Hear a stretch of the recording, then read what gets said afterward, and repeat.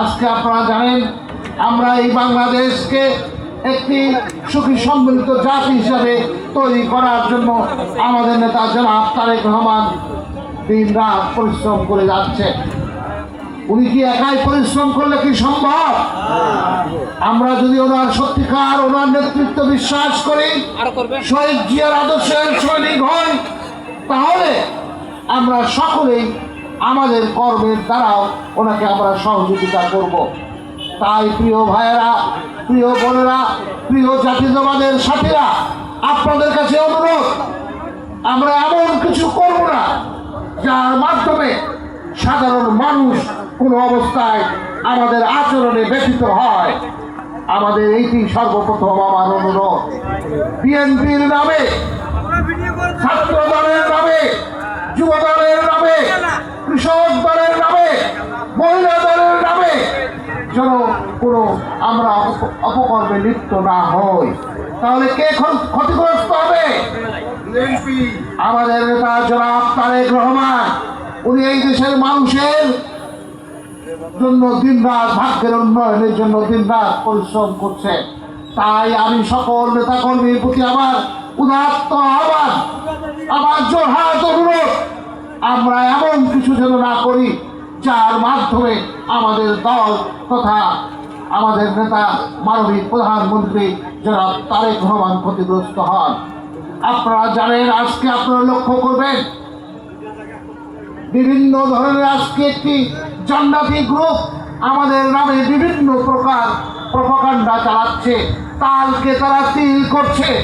এই জন্য প্রতিটি জাতীয়তাবাদের সৈনিকদেরকে সক্রিয় সজাগ থাকতে হবে, সক্রিয় থাকতে হবে যেন তারা কোনো সুযোগ না পায়। যদি আমরা যদি সত্যিকার অর্থে শহীদ জিয়ার সৈনিক হয়ে থাকি, জাতীয়তাবাদের আদর্শকে ধারণ করি, তাহলে আমরা মানুষকে কষ্ট দিব না, অন্যায় কাজ থেকে বিরত থাকবো। এটাই সর্বপ্রথম আমাদের কাম্য। আমরা কি এটা করব? আমরা কি এটা করব? তাই কাজের সাথে কোনো জড়িত থাকবো? আমাদের রাজনীতি মানে এই দেশের সেবা, মানুষের সেবা, মানুষের পাশে দাঁড়ানো। আমরা কি এটা করব?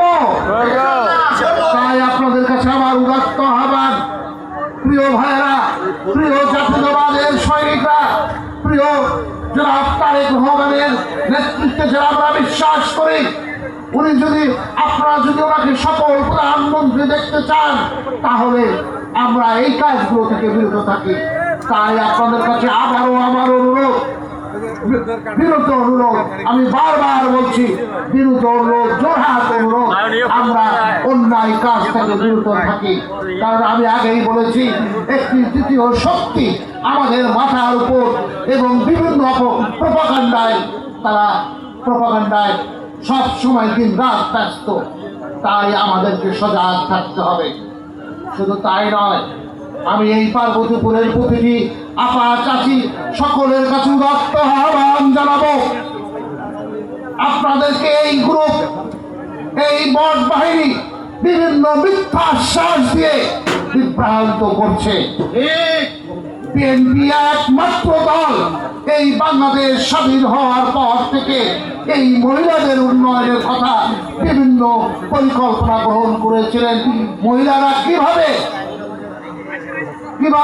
ক্ষমতায়ন, মহিলাদের কিভাবে ক্ষমতায়ন হয়, একমাত্র দল বিএনপি চিন্তা করে। আপনারা শহীদ প্রেসিডেন্ট জিয়াউর রহমানের হাত ধরে এই দেশে সর্বপ্রথম